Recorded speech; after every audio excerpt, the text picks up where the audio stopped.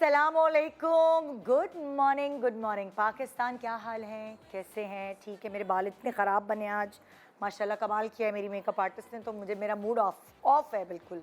लेकिन खैर ये शो ही ऐसा है जिसमें मूड ऑफ चाहिए, तो इसलिए चल जाएगा। आज मुझे एक्टिंग करने की ज़रूरत नहीं होगी। ख़राब है ना बहुत बाल। हाँ, तो बहरहाल आज मैं बात करी थी कंफर्ट जोन की। आज सुबह सुबह मैं शुरुआत ऐसे करूँगी। जो आपका कंफर्ट जोन होता है उससे निकल कर कोई एक्स्ट्रा काम करना जो है ना वो थोड़ा सा मुश्किल लगता है। लेकिन उस कंफर्ट जोन को आसान कैसे बनाया जाए, ये इंसान उस कंफर्ट जोन से निकल कर अपने आप के कामों को आसान कैसा बनाया जाए, ये इंसानों को पता होता है। फॉर एग्ज़ाम्पल, अगर आप पैसे कमा रहे हैं और बहुत मेहनत मुशक्क़त से पैसे कमा रहे हैं, तो आप कोई ना कोई ऐसा आसान रास्ता निकालते हैं एक सर्टन एक्सपीरियंस के बाद कि वही चीज़ जो आपको घंटा लगती है करने में, वो आप 5 मिनट में कर लेते हैं। सो इंसान जो है वो कहते हैं ना कि ज़रूरत ईजाद की माँ है, बिल्कुल ऐसा ही है। जब भी आपको किसी चीज़ में एक्सपर्टी हासिल हो जाती है तो आप उसके आसान रास्ते तलाश करते हैं। ये तो हो गई एक पॉजिटिव बात, आसान रास्ते तलाश करने की। एक होता है कि आपके हुदूद में क्या आती है चीज़, आपकी अप्रोच में क्या है। इंसान कभी भी वो नहीं सोचता कि मैं चांद तोड़ के ले आऊँ। ख्वाब तो देखता है लेकिन चांद तोड़ना उसके लिए मुश्किल होता है क्योंकि वो उसकी पहुँच से दूर है। अगर आप देखें अपनी ज़िंदगी में आसानियाँ पैदा करने के लिए हम क्या करते हैं। फॉर एग्ज़ाम्पल, अगर हम शादी करते हैं तो अपने बराबर वालों में करते हैं कि जो लड़की हमारे घर में आए हमारे घर में एडजस्ट हो सके, या जो हमारी लड़की उनके घर में जाए वहाँ का माहौल भी हमारे जैसा हो तो एडजस्ट हो सके। स्कूल के सब्जेक्ट्स या कॉलेज यूनिवर्सिटी के सब्जेक्ट्स ऐसे चूज़ करते हैं जिसमें हमें इंटरेस्ट हो और जो हमें आसान लगते हो ना। जब इंटरेस्ट होगा तो आसान लगेंगे। और इसी तरह ज़िंदगी में और भी चीज़ें हम ये सोचते हैं कि ये आसान है, इस पर मैं हाथ डालूं, ये मुश्किल है, इस पर ना डालूं। उसी तरह हमारी ज़िंदगी में ऐसी बहुत सारी चीज़ें होती हैं। जब आप देखते हैं, कभी आपने देखा होगा कि गरीब लोगों को कुछ गरीब लोगों को दबाना, उनको डांटना आसान होता है, और कुछ गरीब लोग ऐसे होते हैं जो गले पड़ जाते हैं। तो आप किधर हाथ डालते हैं? उधर जहाँ इजी टारगेट हो, जो आपको पता है कि भाई ये कुछ भी नहीं कर सकते, इनके हाथ में कुछ नहीं है, तो इनको टारगेट कर लो, इनके ऊपर सारा मलबा गिरा दो। कितने कितने लोग कत्ल करते हैं और दूसरे लोगों को अपने जगह जो है वो कातिल ठहरा देते हैं क्योंकि वो इजी टारगेट है, वो कुछ चीज़ों में मान जाते हैं। मैं यहाँ कत्ल की बात नहीं करी, लेकिन मैं यहाँ एक ऐसे टॉपिक को लेकर आई हूँ जिसे हम हैरासमेंट कहते हैं। और चाहे मेरी नानी, दादी, उनकी परदादी, कोई भी ज़माने हो, हैरासमेंट मुझे लगता है तब से जब से मर्द औरत इस दुनिया में आए हैं और शैतान हमारे जो माशाल्लाह से इधर उधर हमें भड़काने में कभी कभार कामयाब भी रहा है, तब से ही हैरासमेंट इस दुनिया में हो रही है। पहले इतनी खुलेआम नहीं होती थी, फिर ज़्यादा होने लगी। जिसकी जितनी हिम्मत होती है वो उतने उस हिसाब से हरास करता है, और जो इजी टारगेट उनको लगता है वो औरत होती है, और वो भी औरत जो कमज़ोर है, जो ज़रूरतमंद है, जो बोलती नहीं है, जो मजबूर है अपनी बाकी चीज़ों की वजह से, उनको इजी टारगेट बना के हरास किया जाता है। कुछ लोग तो चुप रह के हरास होती रहती हैं। आखिरकार कि जब उनकी बस होती है तब उनका जाके मुंह खुलता है कि इतने पिछले साल तक वो अलग अलग लोगों से हरास होती रही हैं। अब हरासमेंट किधर किधर हो सकती है, आप हैरान होंगे सोच के। हरासमेंट तो घर से भी शुरू हो सकती है। हरासमेंट, अल्लाह माफ़ करे, ये जो सोसाइटी है किस तरफ जा रही है, हरासमेंट बाप भी कर सकता है, आपके और दीगर रिश्तेदार भी कर सकते हैं, फिर पड़ोसी, कभी कभार औरत भी औरत को हरास कर सकती है। Offices, college, university, coaching centre, buses, सड़क, बाज़ार, आपकी करीबी दुकानें, पता नहीं कौन कौन सी जगहों पर हरासमेंट हो सकती है। अब क्या करना है हमने? हम हरासस को तो नहीं रोक सकते, उन्हें तो अल्लाह ही हिदायत देगा, लेकिन हमारी जो जनरेशन है हम उनको एजुकेट कर सकते हैं और हम उन्हें ये समझा सकते हैं कि हमने उन हरासेस का मुकाबला कैसे करना है। यानी जो वीकनेस उन्हें नज़र आती है अपने इर्द गिर्द, हम उस वीकनेस को स्ट्रेंथ में बदल दें। वो अगर स्ट्रॉन्ग ख़वातीन होंगी तो उन्हें कोई ये उंगली लगाने का भी सोच नहीं सकेगा। एक छोटे से ब्रेक के बाद हमारे साथ रहिए ऐसे किस्से सुनने के लिए कि आपकी अक्ल हैरान रह जाए और फिर अपने आप को कैसे बचाया जाए और आपको क्या स्टेप लेना चाहिए। शायद आपको ये कोई और नहीं बताएगा, लेकिन हमारे प्रोग्राम में मौजूद गेस्ट ज़रूर बताएंगे। Good morning Pakistan.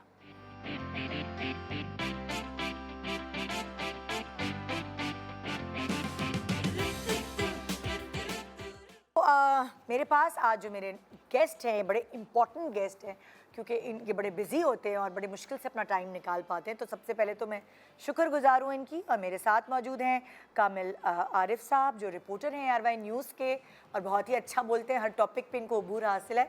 सो मैं तो इनकी फ़ैन हूँ, आज मेरे शो पे भी है। अस्सलाम वालेकुम, कैसे हैं आप? ठीक ठाक हैं?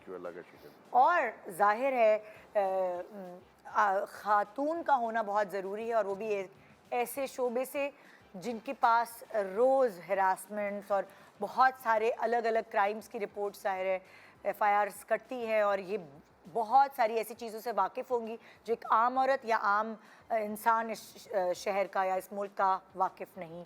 शहला कुरैशी जो कि SSP AIG gender crime and human rights से हैं। अस्सलाम वालेकुम सलाम। कैसी हैं आप? थैंक यू सो मच, आपने टाइम निकाला। You are welcome. आज का टॉपिक आपने बहुत ही शानदार सिलेक्ट किया है।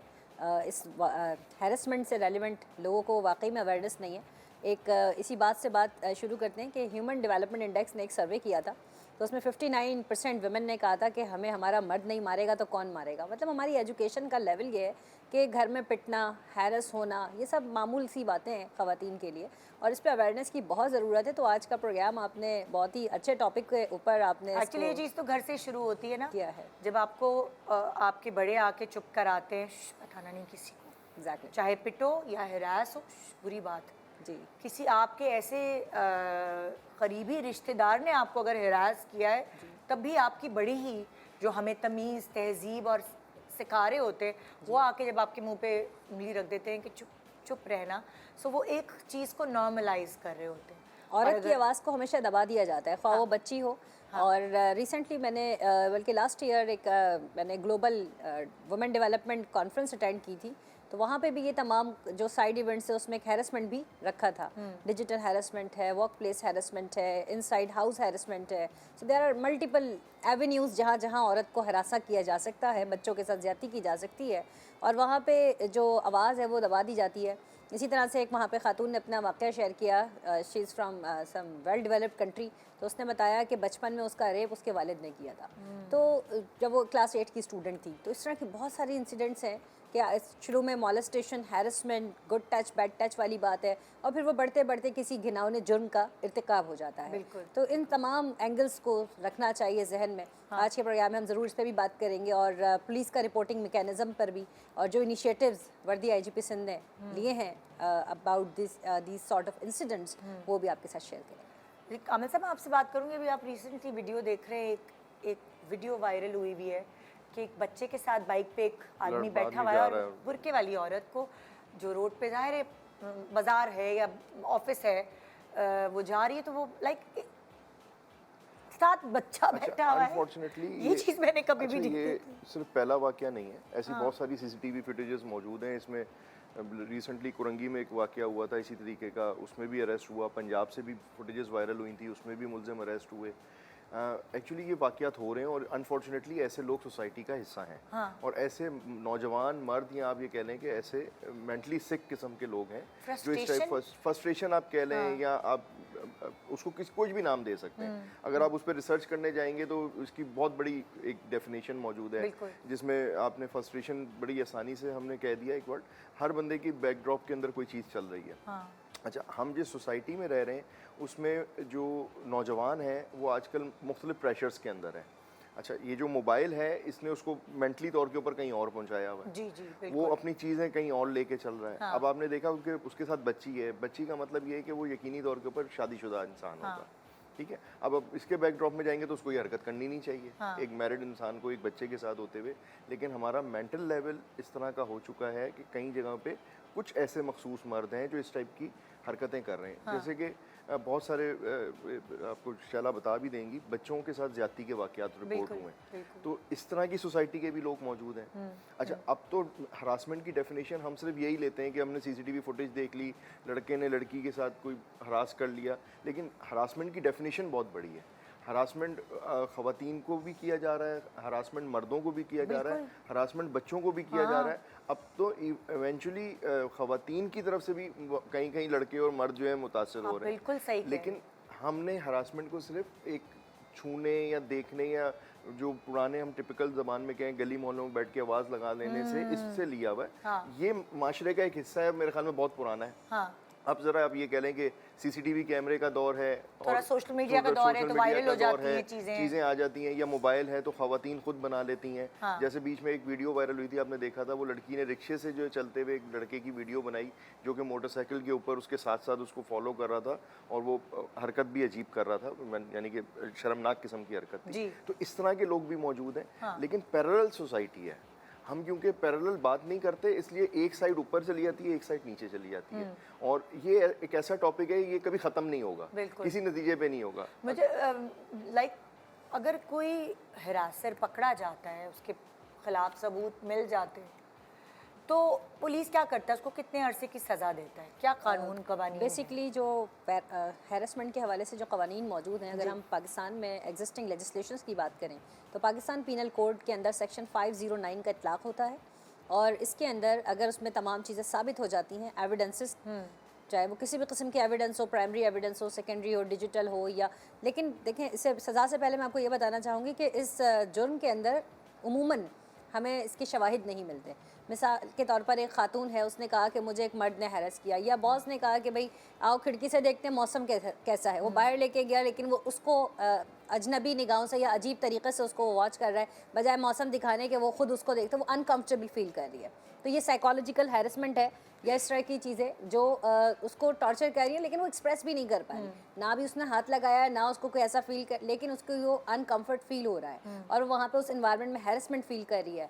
तो वो कैसे रिपोर्ट करेगी? अगर उसने आगे कह दिया मेरे साथ फलाने ने ये किया, इसकी एविडेंस कोई नहीं है, तो इसको कन्विक्ट करना बहुत मुश्किल हो जाता है। लेकिन अगर हम वर्क प्लेस की बात कर रहे हैं तो कानून के मुताबिक वहाँ कमेटीज़ बनी हुई है वर्क प्लेस पे, और अगर ये तमाम शवाहिद से और ये सब चीज़ें साबित हो जाती हैं तो उसको 3 साल की सज़ा है, और 5 लाख रुपए उस पर जुर्माना है, और ये कोर्ट उसको 5 लाख तक फाइन। जब वो उसको सज़ा मिलती है तो कोई ऐसा साइकोलॉजिस्ट या कोई ऐसा साइकेट्रिस्ट नहीं आता? क्योंकि ये देखें, वो शख्स जो इस तरह की हरकतें कर रहा है वो थोड़ा सा नॉर्मल नहीं है। एब्सोल्युटली, क्योंकि एक डिसेंट और नॉर्मल इंसान ऐसा नहीं करते। बहुत सारे आपस में कलीग जब बैठे होते हैं तो वो फ्लर्ट कर रहे होते हैं मस्ती में, लेकिन दूसरी वाले शख्स को पता होता है कि भाई ये मस्ती कर रहे हैं। देखिए, मैं इस पॉइंट को ना ज़रा दो तरह से लेता हूँ। एक पॉइंट तो ये है कि जो इन्होंने शैला ने बात की बिल्कुल ठीक है, कि ऑफिस में और बहुत सारे ऑफिस में रिकॉर्ड मौजूद है कि फीमेल स्टाफ हरास होती है, और मर्द ऐसा करते हैं क्योंकि वो अच्छी पोस्ट पे होते हैं, वो ज़रा लोअर पोस्ट पे होते हैं, हायरिंग फायरिंग की अथॉरिटी होती है, तो समहाउ इस तरह की हरासमेंट होती है। बिल्कुल। लेकिन अब कई जगहों पे ऐसा भी रिपोर्ट हुआ है कि लड़की ने खुद ही एज्यूम्ड कर लिया कि इसकी आंखें ऐसी हैं, ठीक है, खुद ही एज्यूम्ड कर रही है कि इसकी नीयत ऐसी है। हो सकता है वो समाव हो भी, लेकिन उसने ज्यादा फील कर लिया, ठीक है, थोड़ा सा टेम्परामेंटली, उसने अभी तक कोई ऐसी बात की नहीं, अपनी मुंह ज़बानी नहीं की, वो उसकी आंखें देख के या उसका देखने के अंदाज से ही उसने कह लिया ये ना आपके हरासमेंट की तरफ जा रहा है। अच्छा, समहाउ साइकोलॉजी ये कहती है कि जैसा आप सोच रहे होते हैं वैसी चीज़ होना शुरू हो जाती है, ठीक है। हो सकता है एक खातून ने बैठ के ये ऑब्जर्व किया हो कि इसकी आंखें इस टाइम ऐसी हैं, हो सकता है वो भी बैठ के ये ऑब्जर्व कर रहा हो कि इसकी आंखें इस टाइम पे ये रिएक्ट कर रही हैं, तो वो म्यूचुअली तौर के ऊपर जब एक आप मेंटल तौर के ऊपर मकसद है, कभी-कभार गलतफहमी भी हो जाती है। To some extent I agree, but मैं इससे डिसएग्री इसलिए करूंगी कि देखिए, औरत के अंदर ना एक आपको अगर पीछे से भी कोई देख रहा होगा ना, तो अल्लाह सुब्हानहू तआला ने आपके अंदर इनबिल्ट क्वालिटी रखी है, या ये चीज़ वदियत है कि अगर आपको कोई बैक से भी हैरेस कर रहा है, आप देख नहीं रहे, लेकिन आपको पता चल जाता है, यू नो, वाइब्स कह लीजिए, गुड वाइब्स, बैड वाइब्स, ये जो एक अंदर सबको क्लिक करता है ना कि नहीं जी, देयर इज समथिंग रॉन्ग, ये मर्द नहीं कर सकते, सॉरी टू से दैट, यार, देखिए, ये औरत के अंदर ये एक तो क्वालिटी अच्छा है, अब मुझे एक दूसरा बात बताइए, आप अच्छा उसको मुझे चेस कर रहे हैं। अच्छा एक मिनट, ठीक है, हम इस पे बहस नहीं, मैंने आपको कहा ये होता है। हाँ, पहली बात it तो मैंने could be इसको one angle. ओन की है, हाँ। लेकिन ये भी तो आजकल की जो आपकी मल्टीनेशनल कंपनीज हैं, वहाँ पे ऐसी खवातीन भी जो है ना, वो इसी नज़र से मर्द को देख रही हैं। उसके ऊपर आप नहीं कह रहे कि मर्द को भी ऐसी फील आ रही हमारे है, उस मर्द को तरफ। भी ऐसी नहीं, वाइब्स दिस आ इज रही हैं। रॉन्ग दोनों के नहीं, लिए अगर ही, देखिए कोई भी harassment करेगा। चाहे औरत करे मर्द लेकिन अब आप इनसे एक चीज़ पूछें लीगली तौर के ऊपर, मर्द के पास ऐसा कानून मौजूद नहीं है, मर्द औरत के खिलाफ हरासमेंट में जा सकता है। बिल्कुल जा सकता है। देखिए अगर मर्द के साथ ज्यादती हो रही है तो कानून सबके लिए बराबर है और वो भी अच्छा कटवा ये सकता एक है। सेक्शन बता दें जिसमें मर्द के साथ ज्यादती की सेक्शन मौजूद है। मर्द के साथ ज्यादती, देखिए हार्ट के अच्छा, केसेस मैं आपको हैं इसका जिसके केस अंदर अगर रिपोर्ट कर मर्द दूंगा। मैं औरत इसका ने केस मर्द के रिपोर्ट कर ऊपर दूंगा। वायलेंस किया है या उसको हैरेस किया है, अगर उसकी भी कंप्लेंट आती है तो भी रिपोर्ट है। नहीं, मैं आपको- और उस पर मैं आपको- प्रोवेंशियल, मैं बता रही हूँ आपको, माजी में- केसेस बता माजी रही में हूँ, एक- सेक्शंस भी बता रही हूँ। देखिए प्रोवेंशियल ऑम्बड्समैन हमारे पास इसके लिए सूबाई कानून भी मौजूद है, हमारे पास इसके लिए फेडरल लेजिस्लेशन भी मौजूद है। और मेरे पास बहुत सारी ऐसी एग्जांपल्स हैं जिसमें मर्दों को हैरेस किया गया, वर्क प्लेस हैरेसमेंट भी बहुत सारे शरीफों ने, तो मेरे पास एग्जांपल्स वो भी मौजूद हैं कि पंजाब यूनिवर्सिटी के अंदर एक प्रोफेसर खातून बच्ची ने सेमेस्टर में इल्ज़ाम लगाया कि जी मेरे साथ ज़्यादती हुई है और मुझे नंबर कम दिए गए, मुझे हैरेस किया गया। उसके बाद वो एक कमेटी का एक प्रोसेस होता है कि उसके अंदर आप कंप्लेन करते हैं और 7 दिन के अंदर कमेटी उसको रिव्यू करती है उस कंप्लेंट को, और फिर उसको बुलाया गया, सारा कुछ किया गया, वो साबित नहीं हो सका। बच्ची झूठा इल्ज़ाम लगा रही थी कि उसके नंबर उसको कम आए नंबर कम थे, तो उसने तो कहा प्रोफेसर पे हाँ उसने ये कार्ड प्ले कर कार्ड लेते हैं प्ले- और exactly. जो है मुझे नंबर अच्छा स्कोर मिल जाएगा और मैं पास हो जाऊँगी। उसके बाद पूरा प्रोसेस हुआ सारा कुछ। लेकिन इसके अंदर जो कानून के अंदर एक निटी-ग्रिटी है वो ये कि जो कंप्लेनेंट है और जो विटनेसेस हैं उनके राइट्स को प्रोटेक्ट किया गया है। मसलन अगर वो कहती है कंप्लेंट सच्ची है या झूठी है, लेकिन कमेटी को प्रोसीड करना है और उसके बाद सज़ा या जज़ा का जो भी है वो उसने डिसाइड करना है। अब अगर उस कमेटी ने कोई ये कह दे कि कंप्लेनेंट ने झूठी कंप्लेन की है, नॉर्मली ये होता है कि अगर कोई कानून का नाजायज़ इस्तेमाल करता है या झूठी कंप्लेंट करता है तो उसके ऊपर 182 की कार्रवाई की जाती है। अगर गलत FIR करवा दे तो उस पर 182 की कार्रवाई होती है, उसमें 6 माह की कैद है। लेकिन इस केस के अंदर, इस कानून के अंदर खास तौर पे इसको प्रोटेक्ट रखा गया है अगर ये के कंप्लेनेंट के खिलाफ एक्शन ना लिया जाए, चाहे वो झूठी है, अगर साबित भी हो जाती है बाद में चीज़ प्रूव नहीं हो पाती फॉर एनी हाउ, कोई भी रीजंस हो सकती हैं, कोई सर्कमस्टांसेस हो सकते हैं, तो उसमें आप कंप्लेनेंट और विटनेसेस के खिलाफ एक्शन नहीं ले सकते। अगर ऐसा रखा गया होता तो फिर कोई भी आगे नहीं आता कि अगर मैं प्रूव ना कर पाई तो फिर मुझे सज़ा मिलेगी।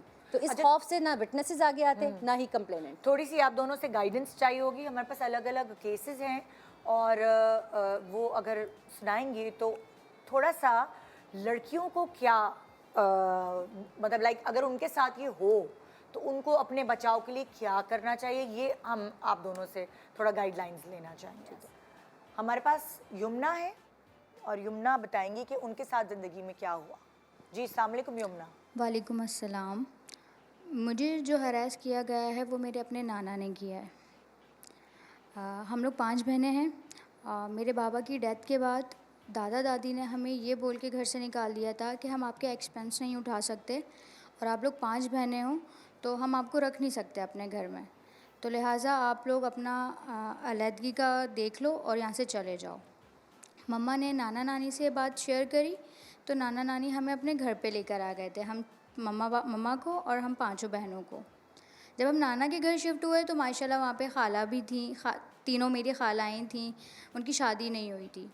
7-8 साल गुजरे, खालाओं की शादी हो गई, घर से लोग कम होते चले गए। मुझे रात में ऐसा फ़ील होता था कभी कभी कि मेरे अराउंड कोई चीज़ है, कोई मुझे छू रहा है। उस टाइम पे इतना दिमाग गया ही नहीं कि मतलब कोई मुझे हरास कर सकता है नाना के घर में मौजूद होते हुए। सिर्फ नाना ही थे मर्दों में और कोई भी नहीं था, मेरे मामू वगैरह कोई नहीं थे, हम सारी औरतें थीं। अच्छा, उस टाइम पे माशाल्लाह मेरी मम्मा जॉब भी करना शुरू हो गई थी, तो वो इतना थकी हुई होती थी कि वो रात को अगर सोती थी ना तो वो डायरेक्ट सुबह अपने ऑफ़िस के टाइम पे उठती थी। वक्त गुज़रा, एक दफ़ा ऐसा हुआ कि नाना ने मुझे इतना गलत जगह टच किया कि मैं डर के मारे मैं उठी तो उन्होंने मेरे मुंह पे हाथ रखा, ज़ोर से मेरा मुंह दबाया और मुझे ये धमकी दी कि अगर तुमने ये वाली बात अपनी माँ को या किसी को भी बताई तो मैं तुम सबको रोड पे ले आऊँगा। मैं चुप हो गई। वक्त गुज़रता गया, नाना की ये चीज़ें चलती रहीं। फिर एक दिन तंग आके मैंने मम्मा से बात शेयर करी तो मम्मा ने उल्टा मुझे डांट के चुप करवा दिया कि तुम नाना के ऊपर कैसे ऐसे इल्ज़ामात लगा सकती हो। मैं चुप हो गई। फिर 2-3 दिन के बाद जब वो चीज़ें और वर्स्ट होती गई मेरे लिए तो मैंने मम्मा से प्लीज़ करके उनको बोला कि आप जागें रात को और आप वो चीज़ देखें मम्मा। मम्मा ने जिस रात वो चीज़ देखी, उनके पैरों के नीचे से ज़मीन निकल गई कि उनका ख़ुद का बाप उनकी बेटी के साथ क्या कर रहा है। खैर, हमने नेक्स्ट डे जाके अपनी खालाओं वगैरह से बात शेयर करी, तो खालाओं ने ये किया कि उल्टा हम पे इल्ज़ामात लगाने शुरू कर दिए कि तुम लोगों के सर पे बाप नहीं है ना, तो तुम लोग बिगड़ गई हो, तुम लोगों को इन चीज़ों की ज़रूरत होती है, और ऐसी गंदी बातें हमारे ऊपर की हैं। और ख़ानदान में जाके ये बात बोली कि भाई ये लोग तो जो है मर्दों को अपनी तरफ राग़िब करने के लिए सारी हरकतें करती हैं, और ये लोग हमारे बाप पे ऐसे इल्ज़ामात लगा रही हैं। हम चुप हो गए, हमने कुछ नहीं कहा। उसके बाद जो है मेरी बहन ने मुझे कहा कि यार आपी हम ना नाना की वीडियो बनाते हैं। उस रात मम्मा बहनें हम सब जागे और नाना की ना उन्होंने वीडियो बना ली। वो बनाने के बाद जब हमने नेक्स्ट डे जाके अपनी खालाओं को दिखाया, तो पहले तो खाला तो मान ही नहीं रही थी, उसके बाद वो मानी, और हमने जब नाना से बात शेयर करी, उनको दिखाई उनके सबूत के साथ, तो नाना कहते हैं ये तो मेरी लाडली बच्ची है, मेरी औलाद की औलाद है, मैं क्यों करूँगा इसके साथ, मुझे तो नींद में चलने की आदत है। उन्होंने ये बात करके बात घुमा दी। हम मजबूर हैं, हम नहीं निकल सकते नाना के घर से, तो मम्मा ने कहा चीज़ों को छोड़ दो, जब होगा घर का तो हम फिर शिफ्ट हो जाएंगे, लेकिन अभी चीज़ों को छोड़ दो, मत करो। नाना फ़िलहाल तो कुछ नहीं कर रहे, लेकिन एक दिल में खौफ है, डर है कि कभी भी कुछ भी हो सकता है। अभी आप लोग वहीं रहते हैं? जी। इनको क्या करना चाहिए अब? लाइक देखिए, ये तो बहुत ही एक्सेप्शनल सा केस है कि एक तरफ नाना है, एक तरफ नवासी है, और मतलब ये सोचने के से भी मतलब अजीब आम सी, तो बात है ही नहीं है। मतलब अभी तो आप आम सड़क छाप लड़के और मर्द को तो अलग ही कर दें ना। एग्जैक्टली। ठीक है ना, तो ये तो बहुत ही एक्सेप्शनल सी बात हो गई। मतलब इसके ऊपर तो मैं ये समझता हूँ कि पुलिस से बेहतर है ये तो पहले ख़ानदान के मामलात हैं, और उस लेवल पे पहले देखना चाहिए। हाँ हाँ। और बेसिकली तो कानून इस पर इम्पोज होता है because it's a criminal act. बिल्कुल कि ऐसे। वो उसके अगर इनके साथ पास वीडियो एविडेंसेस भी हैं। अगर एविडेंसेस भी हैं, ये सारी चीज़ें भी हैं, एविडेंस ना भी हो तब भी she can go to provincial ombudsman, federal ombudsman. हमारे पास डिफरेंट प्लेटफॉर्म्स मौजूद हैं, सन commission on status of women, वहाँ पे जाके ये बच्ची सारा रिपोर्ट करे। लेकिन अगेन शी इज़ टोल्ड कि इनकी जो सर्कमस्टांसेस हैं फाइनेंशियली दे आर अनस्टेबल, और ये उसको कोप अप नहीं कर पाएंगे एट लेटर स्टेज, तो उनके पास ठिकाना नहीं, और फिर उनके साथ फिर जुल्म ज़्यादती के एक अगला जो है वो फेज़ स्टार्ट हो जाएगा। सो देखिए, इस तरह के बहुत सारे केसेस होते हैं जिसमें डोमेस्टिक हैरेसमेंट होती है फ्रॉम, और ज़्यादातर जो हैरेसमेंट के केसेस होते हैं वो फ्रॉम नोन पर्सनस होते हैं, जो कि जानने वाले होते हैं। वो घरेलू हो सकते हैं, वो सगे रिश्तेदार हो सकते हैं, वो महरम में से हो सकते हैं, ना महरम में से हो सकते हैं। जब हम वर्क प्लेस की और दीगर बात करें, बड़ा एलेबोरेटिव और बहुत ही मतलब बाहर की बात है, वेग बात है कि कौन किसको हैरेस कर सकता है। सो 10 में से 9 ख़वातीन हैरेस होती हैं, लेकिन उसका सिवियरिटी क्या है, डिग्री ऑफ हैरेसमेंट क्या है, उसको अंडरस्टैंड करने की ज़रूरत है। अब इस बच्ची ने जो अपना केस प्लीट किया है, उसके अंदर इनके जो नाना है, ग्रैंड पा, वो उनको हैरेस कर रहे हैं, तो she must report it at the women and child protection centre. वहाँ पे ये बताएं, उनको भी लाएं, उनको भी काउंसलिंग की ज़रूरत है, उनको साइकोथेरेपी की ज़रूरत है, उनका अगर दिमागी कोई इशू है तो उसको इलाज करवाया जाए कि आइंदा वो किसी और के साथ, ये किसी उनकी और भी बहनें हैं जैसे कि उन्होंने मेंशन किया, तो उनके साथ ये हरकत ना हो। देखिए, इस इशू को जितना दबाएंगे ये उतना बढ़ेगा, इसको छुपाने की ज़रूरत नहीं है। You should raise your voice, और इसके लिए वो आगे बढ़े, हम उनका साथ देंगे ताकि वो इस मसले से, देखिए जिस ट्रॉमा से वो बच्ची गुजर रही है वो सेकेंडरी ट्रॉमेटाइजेशन हो रही है कि उसकी वालदा ने कहा कि खामोश हो जाओ, फ़िलहाल टाइम बीइंग इन फोर्स आप चुप रहो, तो चुप रहना इज़ नॉट द सोल्यूशन, ये एग्रीवेट करेगा सिचुएशन। कुछ कह रही है जी। सॉरी टू इंटरप्ट यू, लेकिन कोई दिमागी मरीज़ कैसे अपनी नवासी को इस तरीके से हरास कर सकता है? मतलब दिमागी मरीज है तो कर रहा है, अगर वो नॉर्मल normal होता तो कभी भी नहीं करता। Exactly. क्योंकि मैं तो कहती हूँ ग्रैंड पेरेंट्स में जिस तरह माँ में ममता होती है, ग्रैंड पेरेंट्स में उस तरह की Exactly. ममता ज़्यादा होती है, बाप से भी बड़ा Exactly. रिश्ता है। एग्जैक्टली। सो ये एक नॉर्मल Behavior पर्सनालिटी नहीं है, क्योंकि इसको एड्रेस करने की ज़रूरत है, और हत्तुल इम्कान कोशिश करें कि उनका ट्रीटमेंट भी करवाएं, प्लस ये कि दूसरा उनको- जिस कमरे अगर में वो आप नहीं सोती मानते हैं उसको लॉक करके करें। अच्छा, दूसरी बात ये कि हमारी सोसाइटी में ना एक साइकेट्रिस्ट को लेके ना बड़ा अजीब सा फिनोमेना है। जी, एक हर ब्रेक बंदा के बाद मैं आके डिस्कस करती हूँ इसी चीज़ को, हमारे साथ रहेगा जी।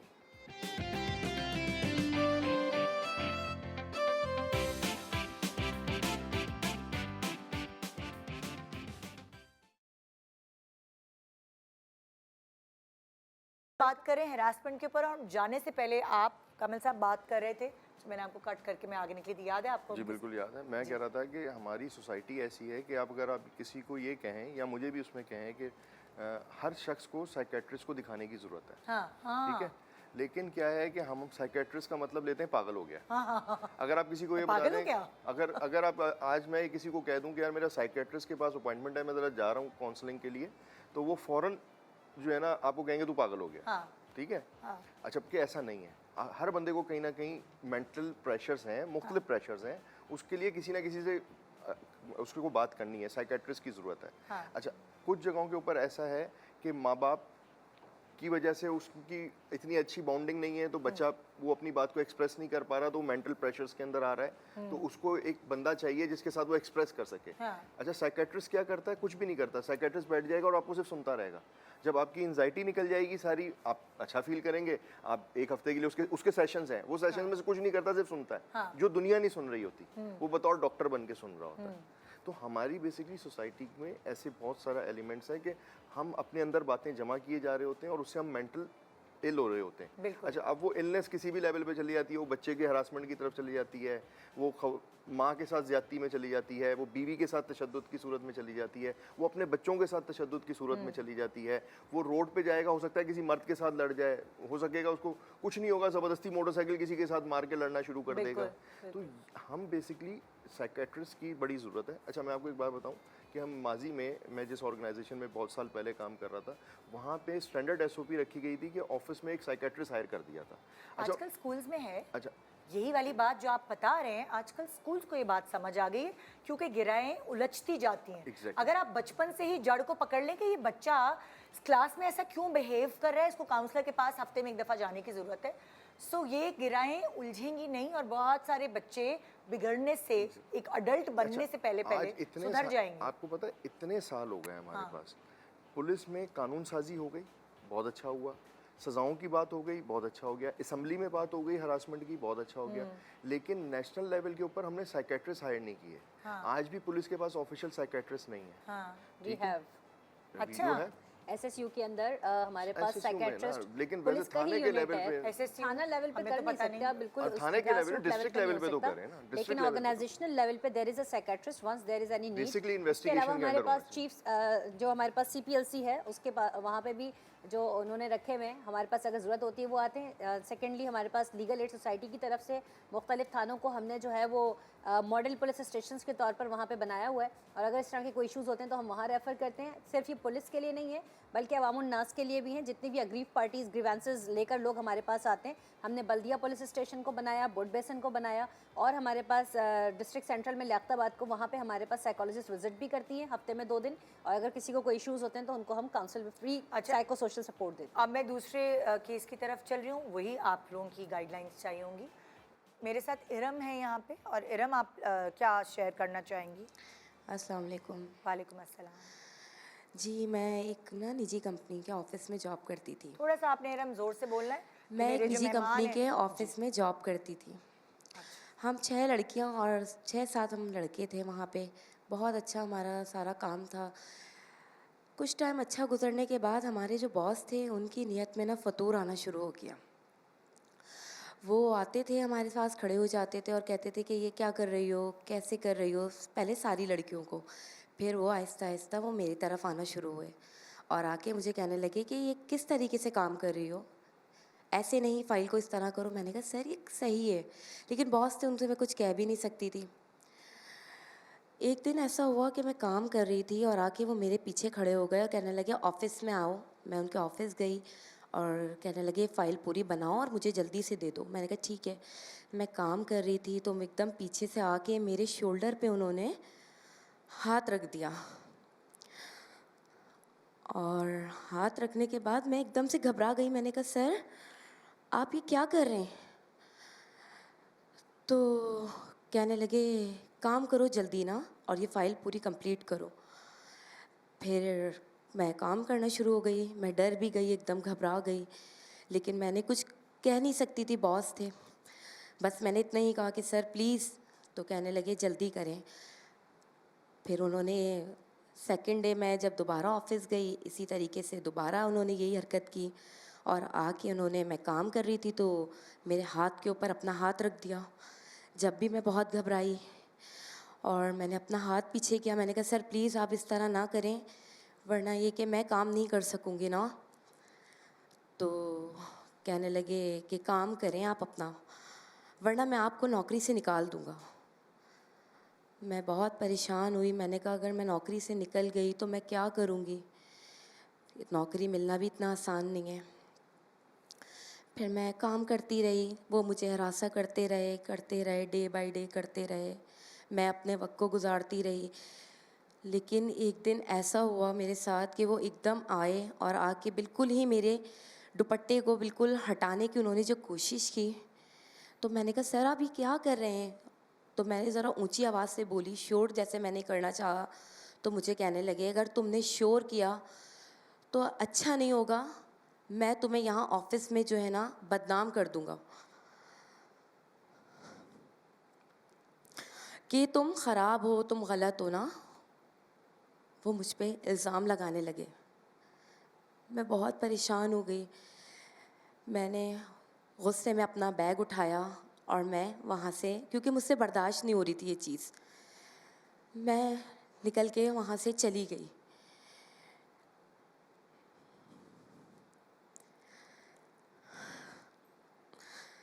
तो तुमने नौकरी छोड़ दी जी जी, फिर मैंने नौकरी छोड़ दी। बगैर मुझे उनको कोई सज़ा दिए हुए, जब तुम्हें यही डर था ना कि तुम नौकरी तुम्हारी ना चली जाए, इसलिए तुम कुछ बोलती नहीं थी, लेकिन तुमने उनको कोई सज़ा नहीं दी, उनके बारे में कोई, मतलब एक आदमी के लिए जो इस तरह की हरकतें करता है, उसको उसके उसके बारे में दुनिया को बताना भी उसके लिए एक सज़ा होती है। बस मुझ में इतनी हिम्मत नहीं थी। वो हमारे बॉस थे, मैंने बस इतना ही थोड़ा सा ही शोर करना चाहा तो उन्होंने अब मुझे तुम्हारी जगह जो दूसरी लड़की वहीं, आएगी, तुम्हारा ख्याल है कि उसके साथ वो ऐसा नहीं करेंगे? तुम भी चुप रही और तुम ऐसे चली गई। अगर मुझे तो ऐसा लगता है अगर उस आदमी को आपने जलील कर दिया हो तो फिर वो थोड़ा खबरदार हो जाते कि मैं किसी और के साथ ऐसा ना करूं जब आपने छोड़नी है मैंने जॉब। आपको स्टार्टिंग में कहा ना, ये कॉमन हरासमेंट है। ये मोस्टली ऑफिसेज या छोटे ऑफिसेज में ये कॉमन हरासमेंट है कि मैंने आपको शुरू में ही कहा कि जिसके बाद अथॉरिटी है हायरिंग और फायरिंग की, तो वो कहीं ना कहीं हरासमेंट की तरफ आ जाता है। लेकिन यही जो आपने बात की कि उसको very first day shut up call दे दें, और मेरे ख्याल है अच्छे तरीके से शटअप कॉल दे दें। तो अगर आपने नौकरी छोड़नी है और इसी का डर है तो मेरे ख्याल आखिर में को नौकरी छोड़नी तो है, बाद में तो छोड़ी। फिर आप अच्छे तरीके से शटअप कॉल दे दें। अगर आप शटअप कॉल दे देंगे तो मेरे ख्याल में उसके लिए भी मिसाल बन जाएगी, और वो शायद हरासमेंट का लेवल उस ऑफिस में गिर जाएगा। एक बंदे की कुर्बानी जरूर हो जाएगी जॉब की, लेकिन आने वाले जो लोग हैं या खवातीन हैं उनके लिए सिक्योर माहौल हो जाएगा। क्योंकि फिर जो इस तरह टच करना शुरू करेगा वो आहिस्ता आहिस्ता आपको बेसिकली वो अपनी तरफ से ईज दे रहा होता है कि पहले शोल्डर पकड़े, फिर हाथ पे टच किया, तो वो ईज दे रहा होता है। उसने आखिर ऐसी हरकत करनी है और जो आपको बिल्कुल ही नागवार गुजरेगी। निदा, इस तरह के केसेस में बेसिकली कॉर्पोरेट सेक्टर के अंदर एनवायरनमेंट थोड़ा डिफरेंट होता है। लाइक अगर ये लड़की उसी वक्त, मैं इसकी वंस एफर्ट मैं इसकी जगह पर अपने आप को ख़ुद को रख के सोचूं, तो जब आप इस तरह के एनवायरनमेंट में होते हैं और आप जॉब कर रहे होते हैं और आपके साथ कोई भी अनटूवर्ड इंसिडेंट होता है, आप उसे रिपोर्ट करते हैं, तो एक तो ऑर्गेनाइजेशन के अंदर लड़की के अंदर ये चीज़ आती है कि यार मेरी बदनामी होगी, ठीक है। पहली चीज़ तो यह हमें इसको निकाल के अपने अंदर से बाहर कर देना चाहिए कि मेरी बदनामी होगी। बदनामी उसकी होगी जो आपके साथ गलत कर रहा है। आप तो सही हैं, आप राइट हैं, तो आप अपनी आवाज़ बुलंद करें, नंबर 1। नंबर 2, जिस ऑर्गेनाइजेशन में काम करती थी, क्या वहाँ पे कोई कमेटी ऐसी नहीं बनी हुई थी हैरेसमेंट की कि वहाँ पर इनको रिपोर्ट, ये अपना मसला रिपोर्ट करती? और अगर वो बॉस था यानी सीनियर एग्जीक्यूटिव पोजीशन पे था और ये कुछ नहीं कर सकती थी और लास्ट में इन्होंने अपनी आवाज़ को बिल्कुल दबा लिया और फिर फाइनली इन्होंने जब बर्दाश्त से बाहर हुआ तो फिर ये वहाँ से क्विट करके चली गई। अब इसका जो दूसरा पहलू है वो ये है कि जहाँ पे भी अब ये अगली ऑर्गेनाइजेशन में जाएंगी, क्योंकि ये पब्लिक सेक्टर नहीं है, प्राइवेट है, तो इनकी जॉब टेन्योर सेफ्टी नहीं है, तो इनको जब ये अगली ऑर्गेनाइजेशन में जाती हैं तो वहाँ से वो ज़रूर फीडबैक लेते हैं पिछली ऑर्गेनाइजेशन में सीवी में कि आप कहाँ से आ रही हैं और क्या करके आ रही हैं। तो वहाँ से जब ये रहती हैं तो लड़कियाँ इस खौफ से भी अपनी आवाज़ बंद रखती हैं कि यार ज़्यादा अगर इस चीज़ पे हम बोलेंगे या करेंगे, इस चीज़ को हाईलाइट करेंगे, तो क्या होगा अल्टीमेटली कि इनकी जो रेपुटेशन है वो ख़राब होगी। और चूँकि ये एक ऐसा फिनोमेना है कि इससे वो लड़की को स्टिग्मेटाइज़ किया जाता है कि हाँ यही गलत होगी, इसी ने कुछ गलत किया होगा, तो क्या करना चाहिए? तो ख़वातीन बोलती नहीं है। तो देखिए, इसके लिए कानून के अंदर जो सेफ्टी है वो यही है कि कमेटीज़ को जाकर रिपोर्ट करें। अगर आप उस ऑर्गेनाइजेशन की कमेटी में आपको लगता है कि आपको इंसाफ नहीं मुहैया होगा, तो आप ऐसा करें कि प्रोविंशियल ओम्बड्समैन का ऑफिस है, फेडरल ओम्बड्समैन का ऑफिस है, आप वहाँ पे अपनी कंप्लेंट, देखिए ये वफाकी मोहतसिब और सूबाई मोहतसिब होते हैं, ये फेडरल लेजिस्लेशन, इसमें कानून के मुताबिक ज़रूरी नहीं है कि आप पुलिस स्टेशन आएँ, ज़रूरी नहीं है कि आप किसी पुलिस के सीनियर ऑफिस को अप्रोच करें अगर आप नहीं आना चाहते थाने के अंदर। तो इसका हमने ऑनलाइन मैकेनिज़्म भी कंप्लेंट का बनाया है। 1715 हमारी हेल्पलाइन भी है, वहाँ भी आप कंप्लेंट कर सकते हैं। अगर आप वहाँ भी नहीं आ सकते तो आप प्रोविंशियल ओम्बड्समैन को एक एप्लीकेशन दे सकते हैं कि भाई मेरे साथ ये हालात व वाक़यात हुए, ये मेरा इशू है। लाइक अगर ऑनलाइन आप जाएंगे तो ऑनलाइन भी आपके सारा डिजिटल एप्लीकेशन पे WCPC के ऊपर आप एप्लीकेशन मोबाइल से आप WCPC women and child protection centre, ये हमारी एक एप्लीकेशन है WCPC की, आप इसको अपने मोबाइल स्टोर ऐप स्टोर से जाके डाउनलोड कर सकते हैं एप्लीकेशन, और उसके अंदर आप अपना पूरा एक प्रोफार्मा खुलेगा रजिस्टर करके और आप अपनी ऑनलाइन कंप्लेंट रजिस्टर कर सकते हैं। ये भी एक रिड्रेसल मैकेनिज्म। अगर आप इसमें भी नहीं आना चाहते, आप विद इन 1 मंथ अपना डिस्पोजल चाहते हैं कि मुझे फौरी तौर पे क्विक रेमेडी मिल जाए, so you can go to provincial office ombudsman office जो सिंध सेक्रेटरीट की बिल्डिंग के अंदर ही मौजूद है। वहाँ आप जाएँ, अपनी एप्लीकेशन नहीं भी जा सकते TCS कर दीजिए उनके नाम पर, और पूरे साल में तकरीबन 3 से 4 हज़ार हैरेसमेंट के केसेस होते हैं जिसको वो रिजॉल्व करते हैं, और विद इन 1 मंथ उसका डिस्पोजल हो जाता है और मैक्सिमम 3 मंथ्स के अंदर वो फाइनल हो जाता है। सो उसमें आप अपनी एप्लीकेशन भेजेंगे, वो आपको कॉल ऑन पार्टीज़ करेंगे, आपका पूरा मसला पहली बार में सुनेंगे, जो एक्यूज़ होगा, एलिस्ट एक्यूज़ है उसको वो बुलवाएंगे, और उसके साथ सुनने के बाद 2-3 उसके सेशंस करने के बाद, तमाम एविडेंसेस विटनेसेस कंपाइल करने के बाद वो सज़ा जज़ा उसमें सुनाते हैं, और वो बाकायदा उस पर फ़ाइन लगता है, पेनल्टी मिलती है। तो उसके बाद लोग इस चीज़ से बाज आ जाते हैं, लेकिन अगर नहीं होते तो फिर उसको FIR की तरफ भी ले जाया जा सकता है सेक्शन 509 PPC में। अदरवाइज़ मैंने देखा है कि बहुत सारे मसाइल जो है वो समटाइम्स काउंसलिंग के जरिए ये प्रोविंशियल ओम्बड्समैन के ऑफिस जा सकती हैं, हमारे पास आ सकती हैं। जो इन्होंने जॉब छोड़ी, इनको क्या जॉब छोड़ने से पहले करना there are lots of things, phenomenal harassment भी होती है जो कि हिस्टोरिकल होती है। अभी इनके साथ ये एक इंसिडेंट हुआ, या एक वो बच्ची जो घर के अंदर अब्यूज़ हो रही थी नाना के हाथ, तो इस तरह की जो चीज़ें हैं वो रिपोर्ट नहीं करी, लेकिन वो पहली बार हैरेस नहीं हुई है, वो कई मुतअद्दिद बार हुई है, तब उसने जाके वोकल हुई है कि अब अनबेरेबल हो गया, I can't tolerate it further. तो उसने फिर उसको रिपोर्ट किया, अपनी माँ को बताया, फैमिली लेवल पर उसने इसको डिस्कस किया। तो अब ये जब उस यहाँ खुदा न खास्ता और लेवल इसका हैरेसमेंट की डिग्री इन्हांस होगी, तो फिर वो अब जाएगी रिपोर्टिंग के मैकेनिज्म को फॉलो करने। तो उससे बेहतर है कि आप इतना प्रॉब्लम को एग्रीवेट करके उसका आप रेमेडी ढूंढ रहे हो, आप उसको फर्स्ट स्टेज पे ही रिजॉल्व कर लो। तो जितना इसको आप छुपाएंगे, दबाएंगे, आप चीज़ों को कॉम्प्लिकेट करेंगे, और फिर खुदा न खास्ता उससे ज़्यादा आपको ट्रॉमेटाइजेशन से गुजरना पड़ेगा। तो मेरा ख्याल है कि इसको फर्स्ट स्टेज पे रिपोर्ट करना चाहिए इन्हें फौरी तौर पे। और पूरे पाकिस्तान में मुख्तलिफ NGOs भी इस पे काम कर रही हैं। डिजिटल हैरेसमेंट फाउंडेशन, वो डिजिटल रिपोर्टिंग होती है डिजिटल हैरेसमेंट की, वहाँ पर वो रिपोर्ट करते हैं। हमारे पास साइबर हैरेसमेंट है, कंप्यूटराइज तरीके से और दीगर तरीक़ों से भी लोग ऑनलाइन फ़ोटोज़ का मिसयूज़ करना, आजकल हैकर्स आपकी गैलरी एक्सेस कर लेते हैं और पिक्चर्स को क्या से क्या करके वो पेश कर देते हैं, प्रोफाइल्स आपके नाम से मिसयूज़ कर रहे होते हैं, और बहुत सारी इस तरह की चीज़ें हैं। तो ये सब हैरेसमेंट के उसमें आता है, गलत पोस्ट शेयर करना और उसके लिए कोई इश्यूज़ क्रिएट करना जिसकी वो रियल आईडी है। तो इन सब चीज़ों को हमें मॉनिटर करने की ज़रूरत है, अपनी चीज़ों की अकाउंटेबिलिटी करने की ज़रूरत है, प्रोफाइल्स को देखने की ज़रूरत है, अपनी मोबाइल के गैलरी के एक्सेसेस को देखने की ज़रूरत है कि हमने बहुत सारी एप्लीकेशंस अनवांटेड डाउनलोड की होती हैं और हमारी बहुत सारी चीज़ें वायरल हो जाती हैं, तो एक्सेसिबल होती हैं, वल्नरेबल हो जाती हैं, ये सारी चीज़ें। फिर आप कहते हैं जी मेरी, क्योंकि बहुत सारे केसेस ऐसे भी आए जिसमें लोग सुसाइड तक चले गए, उनको काउंसिल किया, वापस उनको रिहेबिलिटेट किया, साइको सोशल सपोर्ट प्रोवाइड की, प्रो बोनो पब्लिक को लॉयर्स प्रोवाइड किए। So we have the mechanism all that कि आपको लीगल एड भी हम आपको प्रो बोनो पब्लिक को यानी फ्री ऑफ कॉस्ट देंगे, उसमें साइको सोशल सपोर्ट, आपकी काउंसलिंग भी है, legal aid society is working for that, और अदर हमारे पास वॉलंटियर लॉयर्स का एक पैनल भी है जो कि हेल्प आउट कर रहे हैं। लोग हमें अप्रोच भी करते हैं कि हमें लॉयर भी मुफ्त में मिल जाए, हमारा केस का भी कोई चार्जेस ना आए और हम उसको फ्री ऑफ कॉस्ट हल कर लें।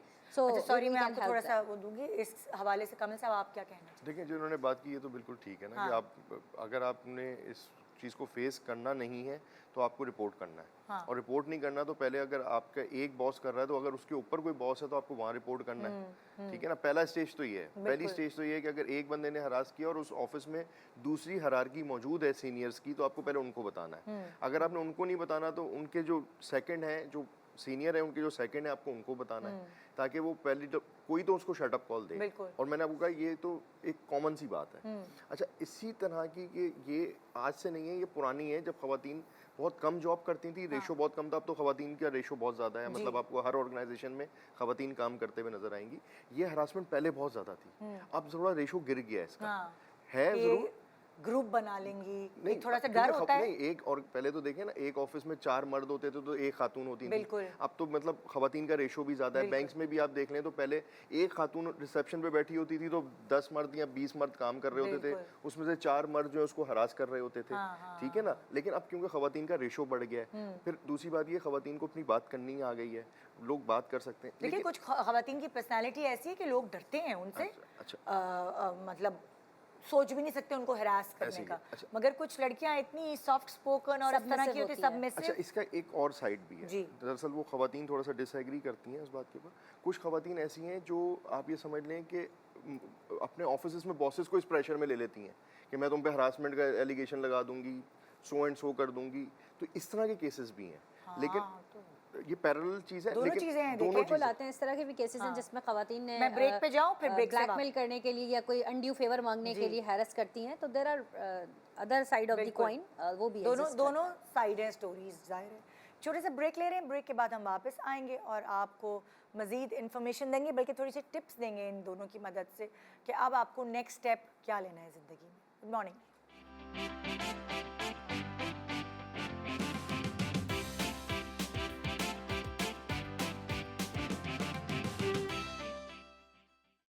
बहरहाल आज हमारा टॉपिक चल रहा है कि हिरासमेंट जो है वो कभी कभार औरत कार्ड भी प्ले करती है और जिसकी वजह से बहुत सारी जेन्युइन खवातीन बेचारी वो अपनी बात लोगों तक पहुंचा नहीं पाती हैं और चुप करके वो रास्ता ही छोड़ देती हैं जहाँ या वो उनकी harass सुनवाई होती नहीं हैं। होती। हाँ, इस वजह से सुनवाई नहीं होती। लोग सुनवाई। एक केस को मिसाल बना लेते हैं कि भाई ये हो सकता है ऐसे ही कर रही हैं। बिल्कुल।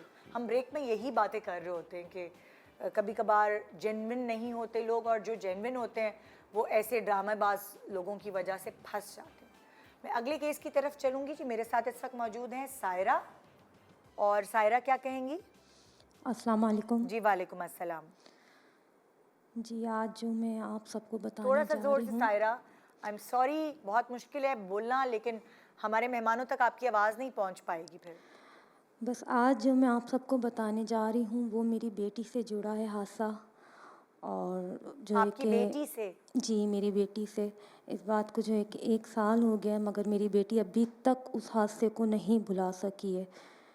हुआ यूँ कुछ ये था कि मेरे शौहर जो है कि जॉब पे जाते थे तो उनकी ना टाइमिंग चेंज हो गई थी, वो जल्दी जाने लग गए थे। तो पिक एंड ड्रॉप का थोड़ा इशू हो गया था स्कूल के लिए, तो उन्होंने हमें एक ड्राइवर रखवा दिया था कि ये जो है कि ना पिक एंड ड्रॉप बच्चों के स्कूल की कर देगा, क्योंकि बस की वैन के ना वो शुरू से खिलाफ थे कि स्कूल वैन नहीं लगानी। फिर जो है कि शुरू में तो मैं साथ जाती थी पिक एंड ड्रॉप के लिए बेटी को स्कूल छोड़ने के लिए। फिर मेरा एक न्यूबॉर्न बेबी भी था, वो भी मुझे बहुत तंग करता था ना। तो फिर मैंने, ज़ाहिर सी बात है, भरोसा हो गया था ड्राइवर पे, तो मैंने उसको कहा कि आप जो है कि भाई पिक एंड ड्रॉप इसको ना खुद दे दिया करें। तो उन्होंने कहा ठीक है। शुरू में गए, 1 महीना 1.5 महीना हुआ। फिर मैंने ना अपनी बेटी पे ना एकदम से ना उसके बिहेवियर में बदलाव सा देखा। सहमी डरी सी रहने लग गई, चुप सी रहने लग गई। मैंने देखा कि मैंने हस्बैंड से भी ये बात अपने जो है कि शेयर करी कि देखें इसको क्या हो गया है। मेरी बच्ची पढ़ाई में भी बहुत अच्छी थी, बहुत अच्छी। फिर अचानक से स्कूल जाने का भी उसका दिल नहीं कर रहा था। एकदम उसने जो है कि ना मना कर दिया कि नहीं मम्मा, मैं नहीं जाऊँगी। मैंने भी हस्बैंड से बताया कि देखें क्या हो गया, तो हस्बैंड ने बोले एक काम करते हैं, हम जो है कि ना स्कूल जाते हैं और जो है कि ना पता करते हैं स्कूल में। फिर जब हम स्कूल गए, वहाँ पे उल्टा हमें वहाँ से शिकायत आई कि आपकी बेटी को क्या हो गया है। वो फ्रंट सीट पे बैठती थी, अब लास्ट पे बैठती है। क्लास में भी चुप रहती है, खामोश डरी रहती है। होमवर्क भी कंप्लीट नहीं होता है, किसी चीज़ में पार्टिसिपेट भी नहीं कर रही है। मैं और टेंशन में आई। फिर हम घर आए तो मेरे हस्बैंड ने कहा एक काम करते हैं, इसको जो है कि ना हम कहीं घुमा के ले आते हैं, बहरिया वगैरह हम जाते हैं। हमने ये प्लान बनाया कि हाँ चलें ठीक है ना, हम चलते हैं।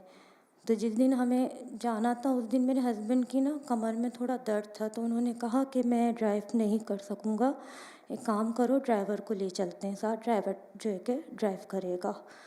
फिर जब हम लोग गाड़ी पे बैठने लगे, जब मैंने अपनी बेटी को गाड़ी पे बिठाया तो वो एकदम ना डर गई, एकदम कँपाने लगी, बैठ तो गई मेरे साथ, लेकिन उसने मेरा हाथ इतनी तेज़ पकड़ लिया था कि एकदम मुझे भी अजीब लगा कि पता नहीं क्या हो गया मेरी बेटी को ना। वो अचानक सामने शीशे में देख के ना रोने लग गई। तो खैर हम लोग वहाँ जाके जब हम पहुँचे, घुमाया फिराया, तब भी मेरी बेटी का मूड बिल्कुल भी अच्छा नहीं हुआ। बस मैं ये कर रही थी कि मैं घर जाऊँ, मैं अपनी बेटी से पूछूं कि हुआ क्या है ऐसा ना, क्योंकि ज़ाहिर सी बात है मैंने स्कूल में भी पूछ लिया, घर में भी मसला नहीं। तो मेरी छठी से एकदम मुझे ना शॉक लगा कि यार ये ऐसा क्या हो गया। मेरी छठी ने काम किया कि स्कूल और घर के बीच में सिर्फ ड्राइवर ही आता है। तो मैंने जब घर गई, मैंने अपनी बेटी को बहुत एतमाद और भरोसे में, प्यार में लिया, और मैंने अपनी बेटी से फिर पूछा कि बेटा बताओ आपकी क्या बात है, तबीयत ठीक नहीं है, ऐसा क्या हुआ है। तो उस वक्त मेरी बेटी एकदम सहम गई और रोते रोते मुझे बताने लगी कि मम्मा, जब आप ड्राइवर अंकल के साथ मुझे भेजती थी ना, तो वो स्कूल में थोड़ा सा ही आगे बच जाते थे और गाड़ी रोक देते थे और मुझसे ज़िद करते थे कि आप आगे आके बैठो। मैं मना करती थी तो वो कहते थे नहीं नहीं आगे आओ, वरना मैं स्कूल नहीं लेके जाऊंगा, मैं तुम्हें कहीं और ले जाऊंगा जहाँ से तुम वापसी कभी नहीं आओगी। और फिर ये भी कहते थे कि मम्मा, वो कहते थे कि मैं मम्मा को भी किडनैप कर दूंगा, मैं पापा को भी किडनैप कर दूंगा। मेरी बेटी 10 साल की है, वो इतनी डरी हुई थी कि, और जब वो आगे जाके बैठती थी तो वो उसने बताया कि वो बेड टच करते थे। ये सुन के तो मेरे पैरों तले ज़मीन ही चली गई कि ये क्या हो गया अचानक से। मैं खुद शॉक्ड हो गई इस चीज़ को लेके ना। बेड टच करते थे, अपने मेरा हाथ भी बेड जगह पे लगाते थे। तो फिर मैं क्या करती, एकदम मैं शॉक थी। मैंने अपने हस्बैंड को, शौहर को ये बात बताई। मेरे शौहर ने जो है कि आज उसको पकड़ा, मारा पीटा, फिर जो है कि पुलिस के हवाले किया। लेकिन आज तक उस हादसे को मेरी बेटी नहीं भुला सकी और मैं भी गिल्ट हूँ, एक माँ होने के नाते मैं भी शर्मिंदा हूँ और मैं भी इस हादसे से नहीं निकल सकी बिल्कुल भी। बच्चे का ट्रॉमा बचपन का होता है, वो फिर उसके लिए नासूर ही बन जाता है बड़े होने तक। बेसिकली ये ट्रॉमेटाइजेशन है एंड ये कॉमन फिनोमेना है। स्कूल में जाते हुए जो वैन ड्राइवर्स हैं वो बच्चों के साथ अक्सर इस तरह की नाजेबा हरकत करते हैं। कोशिश कर रहे हैं कि पेरेंट्स अपने बच्चों को एक तो ये कॉन्फिडेंस दें। मैं अपनी मिसाल दूं तो मेरी वालदा हमेशा बचपन में जब मैं स्कूल से आया करती थी तो वो मुझसे पूछती थी बेटा आज क्या हुआ क्या नहीं हुआ, और स्कूल में किस दोस्त से बात हुई, क्या बातें हुई, किस तरह। तो मतलब पेरेंट्स अगर बच्चों को ये कॉन्फिडेंस देना तो वो डे 1 में आके, बल्कि मम्मी समटाइम्स बोर हो जाती होंगी, वो कभी बर्तन वॉश कर रही होती थी, कभी घर के किचन में खाना बना रही होती थी, तो हम बता रहे होते थे मम्मी आज ये हुआ ये हुआ ये हुआ, और वो थक जाती थी। लेकिन कभी उन्होंने ये जाहिर नहीं किया कि मैं तुम्हारी बातों से फेड अप हूँ, चाहे हम 1 घंटा बोलते थे और वो हमें सुनती थी। तो अगर माँ बाप बच्चों को ये कॉन्फिडेंस दें और उनको सुने तो मेरा ख्याल है डे 1 में ये मसला हल हो जाता है और शायद ये इस लेवल तक नौबत ना आती कि बच्ची सहती रही, फिर उसने अपनी माँ को ट्रॉमेटाइज हो गई और फिर जब उसकी फिजिकल अपीयरेंस साइकोलॉजिकल ट्रॉमेटाइज हुई तो माँ बाप ने नोटिस किया कि उसके साथ क्या बीत रही है। सो फर्स्ट थिंग तो ये है कि बच्चों को कॉन्फिडेंस दें। सेकंड ये है कि अपने बच्चों को लाते ले जाते ड्राइवर्स के, उसमें समटाइम्स मुमकिन नहीं होता वुमन पेरेंट्स के लिए कि वो हर बच्चे को खुद लाएं ले जाएं। ऑफ कोर्स बिजी लाइफ, और अगर दोनों ही हस्बैंड वाइफ वर्किंग हो तो ये बहुत मुश्किल हो जाता है।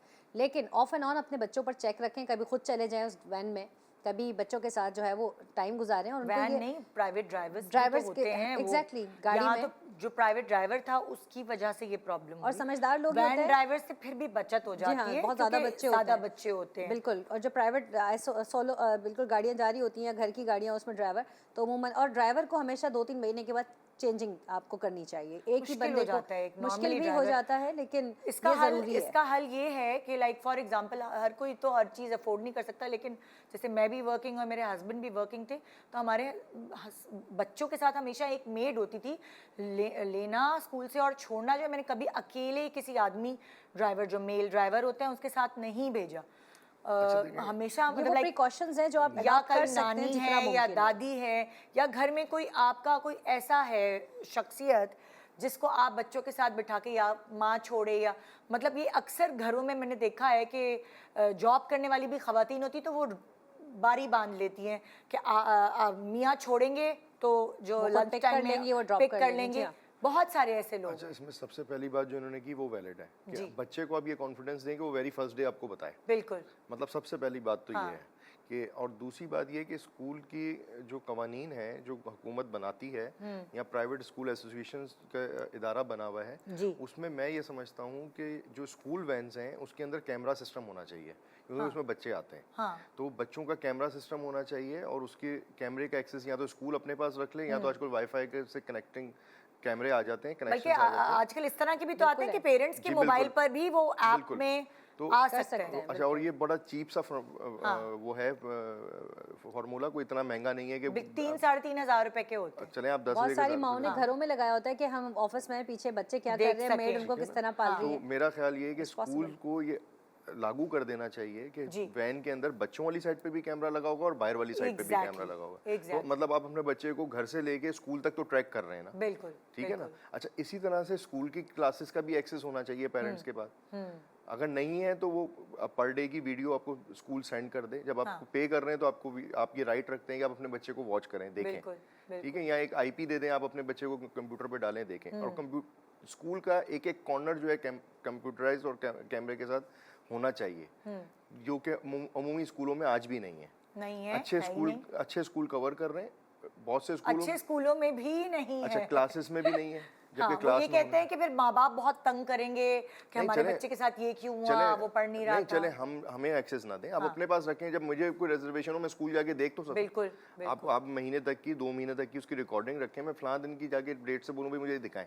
ये राइट्स होने चाहिए। और ये स्कूल वाला इशू बहुत बड़ा जेन्युइन इशू है बच्चों के साथ और बच्चियों के साथ, दोनों के साथ। क्योंकि ये ट्रॉमा ऐसा है ना कि आप बड़े भी हो जाते हैं, ये आपके अंदर पलता ये रहता है। आपके अंदर पलता जाता है। तो इसीलिए बचा बचा के चलना चाहिए कि खुदा ना खास्ता किसी के बच्चे के साथ ऐसा हो। देखिए और ऐसे बच्चे, उनमें ज़्यादा टेंडेंसी होती है बड़े होकर वायलेंस करने की, या वो उस चीज़ को रिटेलिएट करते हैं, बदला लेते हैं। ये साइकोलॉजिकल मुख्तलिफ थ्योरीज हैं, क्रिमिनोलॉजी के अंदर भी हम पढ़ते हैं कि ऐसे बच्चे जो कि पेरेंट्स का वो देख रहे होते हैं आपस में लड़ाई झगड़ा, या वो उनके साथ कोई इस तरह की ट्रॉमेटाइजेशन के कोई इंसिडेंट्स हुए हैं, तो वो अगर किसी से कभी शेयर नहीं करते, एट सम स्टेज वो ये चीज़ जाके जब वो इस काबिल होते हैं, अथॉरिटेटिव पोजीशन में होते हैं, चाहे वो किसी एमएनसी का एग्जेक्टिव ही क्यों ना बन जाए, वो ये रिटेलिएट करता है। कहीं ना कहीं उसको ये चीज़ वो किसी के साथ ज़रूर करता है, क्योंकि एक चीज़ अंदर वायलेंस बिगेट्स वायलेंस, उसके साथ जो एक वायलेंस पल गई है अंदर, उसके अंदर चल रही है, तो वो ज़रूर उसको बाहर निकालता है स्टेज पे जाके। और ऐसे लोगों में टेंडेंसी होती है क्रिमिनलिटी की, क्योंकि जब वो खुद इस चीज़ का विक्टिमाइज हुए होते हैं तो फिर वो अच्छा, बड़े वो होकर उसको जरूरी नहीं है कि वो फिजिकल किसी को साथ ज्यादती करे। हो सकता है जिन्होंने कहा वो किसी पोस्ट के ऊपर आ जाए, किसी के साथ सजा दे के Exactly. करता रहे, किसी को पेपर में सैडिस्ट बन जाए। अच्छा टीचर बन गया तो बच्चों को Mentally फेल sick. करना शुरू कर देगा। हाँ। ठीक है ना। तो अच्छा तो स्कूलों वो सिर्फ अपने आप को नुकसान नहीं पहुंचा रहा, बल्कि माशरे को माशरती तौर पर फिर नुकसान हो रहा है। नुकसान पहुंचाता है जो जिसके हाथ में जो हो। एक्चुअली मैं ये समझता हूँ ओवरऑल सोसाइटी में वॉच आई जितनी अच्छी होगी उतना हमारी चीज़ें सेटल्ड होंगी। होती सब चीजें केयरलेसनेस की वजह Again, से, जो चाहे वो developed countries एक्सीडेंट्स हों, चाहे वो इस तरह के ट्रॉमास हों। देखिए अगेन जो डेवलप कंट्रीज़ हैं या वेल डेवलप कंट्रीज़ हैं, वो दोबारा नेबरहुड वॉच की तरफ जा रहे हैं। और हम अगर अपनी सोसाइटी में देखें तो ये हमारा प्रेरोगेटिव था। हम अपने सोसाइटी के अंदर नेबरहुड वॉच की जो शुरू में बात हुई कि मोहल्ला सिस्टम, कम्युनिटी सिस्टम, मसालियाती कमेटी, पुलिस का अपना एक कंट्रोल सिस्टम, अब तो कैमरा डिजिटल कंट्रोल आ गया है वॉच एंड वार्ड का। सो जितना कम्युनिटी और ह्यूमन रिसोर्स आपस में कनेक्टेड होंगे, जितना लोगों का आपस में नेबरहुड का कनेक्शन बेहतर होगा, उतना ज़्यादा बीच में से क्राइम ख़त्म हो जाएगा। चाहे वो छोटे से छोटा ये हैरेसमेंट का हो या वायलेंस का हो या किसी भी किस्म का। मतलब पहले लोगों का इतना वॉच एंड वार्ड सिस्टम होता था कि लोग पहरा देते थे, और पुलिस रूल में भी है 1934 में टिकरी पहरा, कि कम्युनिटी के लोग जो था वो एक जगह से दूसरी जगह तक जाते थे, वहाँ पे एक वो कॉइन रख दिया करते थे, फिर वहाँ से वो अगला बंदा उठाता था यहाँ से, क्योंकि उस वक्त मवासलाती निज़ाम नहीं था, कम्युनिकेशन नहीं था। ये मैं उस दौर की बात बता रही हूँ। तो 1934 तो वहाँ से वो उठाकर दूसरी जगह पे बंदा जहाँ तक आगे तक वॉक करके जाता था, पेट्रोलिंग करता था, फुट पेट्रोलिंग, तो वो उसको टिकरी कहते थे, कॉइन वो वहाँ रख दिया करता था। तो इस तरीके से पूरा एरिया रात में कंट्रोल होता था। अगर आपको याद हो कि 90s और अर्ली 2000 में रात में चौकीदार भी आया करते थे और सिटी बजाते थे। लाइक रमज़ान मुबारक में भी लोग उठाने का एक कॉन्सेप्ट था। अब वो चीज़ें ऐसा ऐसा ख़त्म होती चली जा रही हैं। तो जब एक लोगों का बाहर एक कम्युनिटी का एक निज़ाम होता है वॉच एंड वार्ड का, चाहे वो आप प्राइवेट गार्ड्स रख लें या एक चौकीदारी सिस्टम कर लें, वॉलंटियर्स होते थे, मतलब आप उनको 100 रुपये भी दे दें वो खुश हो जाते थे। तो इस तरह का हम कम्युनिटी लेवल पर वॉच स्ट्रॉन्ग करें, और इसकी एक मिसाल वॉइस ऑफ कराची ने कम्युनिटी पुलिसिंग की ब्लॉक 7 क्लिफ्टन के अंदर बड़ा अच्छा एक सोफिस्टिकेटेड बना के दिया कि उन्होंने तमाम गलियों को सील कर दिया, बैरियर्स लगा दिए, एंट्री एग्जिट के 2 पॉइंट्स दे दिए, और वहाँ पे अब जो स्क्रैप डीलर्स है वो आएगा तो वो अपनी एंट्री करा के आएगा। उसमें अगर लेट से कि 400 बैंगलोज हैं तो वो हर घर से 200-200 रुपए कलेक्ट करके, और वहाँ पे जो गार्ड्स हैं उनको रखा, उनकी सैलरी भी निकल जाती है, वॉच एंड वार्ड का एक मैकेनिज्म बना डाला। This is doable. अगर हम कम्युनिटी लेवल पे इनिशिएटिव्स लें तो बहुत सारी चीज़ें हम कर सकते हैं, और जो बुराई है उसको हम रोक सकते हैं। बिल्कुल। सो आई थिंक ये सबकी जिम्मेदारी है। अगर हम पुलिस की बात करें, पुलिस अपना काम कर रही है, लेकिन चूंकि आबादी बहुत ज़्यादा है, रिसोर्सेज मीगर है, तो उसमें जितना डिलीवर कर सकते हैं वो हम ओवरवर्क भी हैं, ओवरबर्डन भी हैं। Despite all we are facing all those challenges, हम फिर भी काम कर रहे हैं और बहुत अच्छा आउटपुट देने की कोशिश कर रहे हैं, और सर्विस टू कम्युनिटी के लिए। तो कम्युनिटी अगर इनिशिएटिव्स ले और कम्युनिटी बेस्ड ऑर्गेनाइजेशन, पहले एक ज़माने में लेती थी, इतने रिसोर्सेज नहीं थे, हर मोहल्ले में कोई होते थे प्रेसिडेंट Exactly. जो ये चीज़ें बनाते थे। मैं एक छोटा सा ब्रेक ले रही हूँ, ब्रेक के बाद वापस आऊँगी और फिर हम इस पे डिस्कशन करेंगे।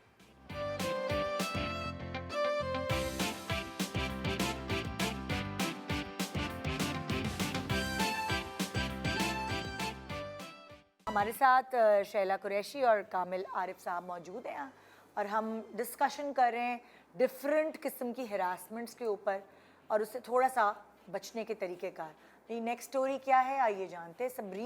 समरीन हमारे साथ है जी, सुनते हैं। अस्सलाम वालेकुम। जी वालेकुम अस्सलाम। मेरा ये मसला है कि मैं अम्मी जो है मेरी कुछ बाबाओं के चक्कर में पड़ी हुई हैं।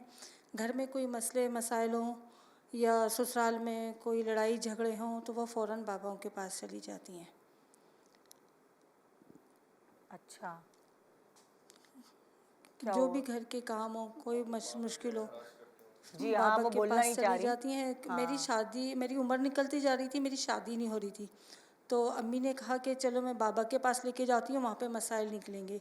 हम लोग सब लोग मना भी करते थे कि नहीं अम्मी, बाबा कुछ भी नहीं कर सकते, लेकिन ज़बरदस्ती फिर वो मुझे अपने बाबा के पास लेके गई।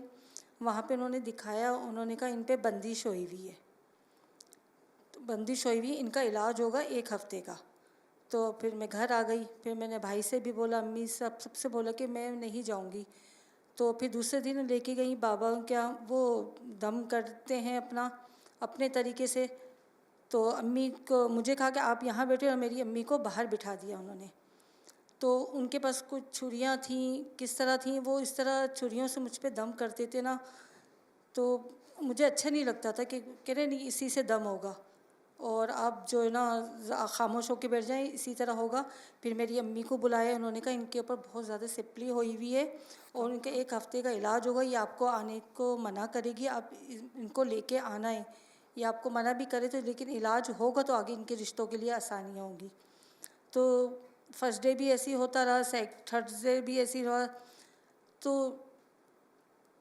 मैंने अम्मी को बहुत मना करा, अम्मी मुझे बिल्कुल अच्छा नहीं लग रहा, वो जगह जगह इस तरह छुरियाँ फेरे होते हैं, कहते हैं दुपट्टा उतार के बैठो, कभी मेरी टांग खींच रहे होते हैं, कभी मेरा हाथ खींच रहे होते हैं, लेकिन अम्मी की समझ में नहीं आता। फिर जब घर आके मैंने अब्बू से, भाई से बोला, बहुत रोई, बहुत तमाशा मैंने मचाया, तो नहीं सुन रही थी अम्मी, मान ही नहीं रही थी कि ये कुछ कर रहे होंगे ऐसे। कह रहे नहीं, फिर तुम लोग किस तरह, तुम लोग की शादी होगी, तुम लोग घर में बैठी रहोगी। लेकिन मेरी अम्मी एक नहीं सुनती थी, हर जो काम हो कुछ हो बाबा के पास जा रही हैं। ना यहाँ अकीदे का एक तो सबसे बड़ा मसला ज़ईफ़ुल आ गया, एतक़ाद। ठीक है।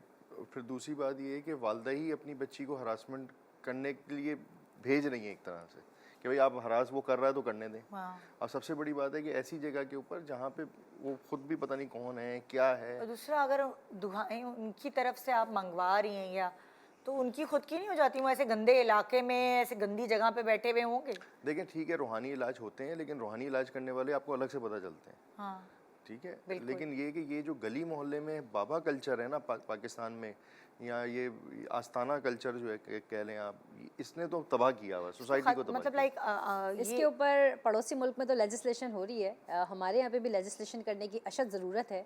और जितने अभी इसका फर्स्ट स्टेज ये है कि वॉल चॉकिंग जितनी भी है उसको मिटाई जा रही है, और जिस पर ख़ुद ही नंबर लिखा होता है कि फ़लाना आमिल बाबा कामिल बाबा इससे रब्ता करें फ़लाने नंबर पे, फ़लानी माई, और ये जादू के ज़रिए सब कुछ महबूब आपके कदमों में, और जो आपको पता स्लोगन्स लिखे हुए होते हैं। तो इसको वो वॉल चॉकिंग से क्लीन भी किया जा रहा है, और प्लस उन नंबर्स पे उनको पकड़ के ऐसा हो रहा है जाते हैं तो उस पर एक्शन भी चल रहा है। सेकेंडली ये इंटीरियर के अंदर बहुत ज़्यादा इस तरह के मसाइल मैंने देखे हैं, हमारे पास रिपोर्ट हो रहे होते हैं, because I have been looking after gender crime and human rights issues across Sindh province.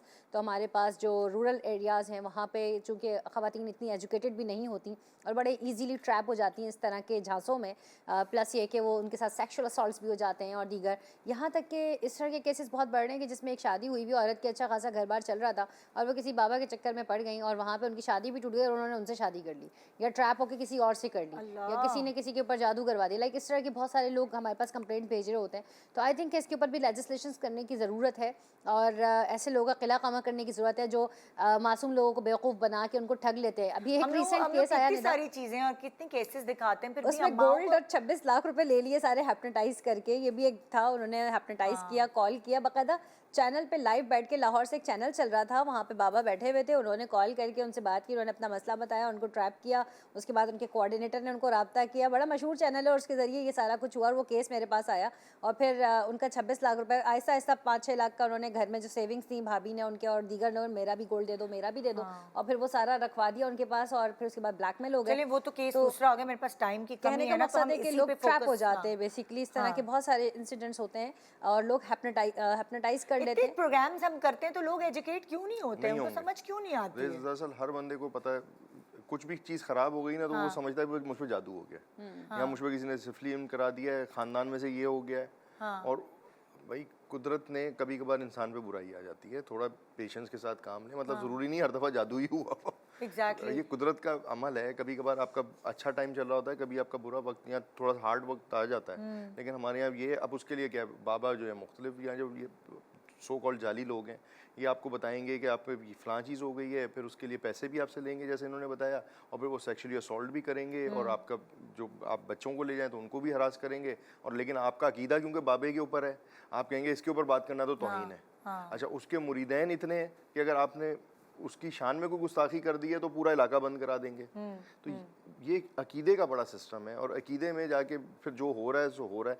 यहाँ पे तो थोड़ा सा वो है कि बहुत सारी मुक़द्दस जगहों के ऊपर भी बच्चों के साथ, और बच्चे पढ़ने जाते हैं मदरसों में, स्कूलों में, वहाँ असॉल्ट हो रहे हैं। तो फिर तो ये एक तो कच्चा घर है या एक कच्ची सोसाइटी है, तो वहाँ आप ऐसे कैसे बिलीव कर सकते हैं? तो ये तो बेसिकली लोगों का खुद का फॉल्ट है। कितने सारे ड्रामे, फिल्में, रियलिटी शोज़ में ये चीज़ दिखाई जाती है, बाकायदा लाइव भी पकड़ा है ऐसे ऐसे लोगों को।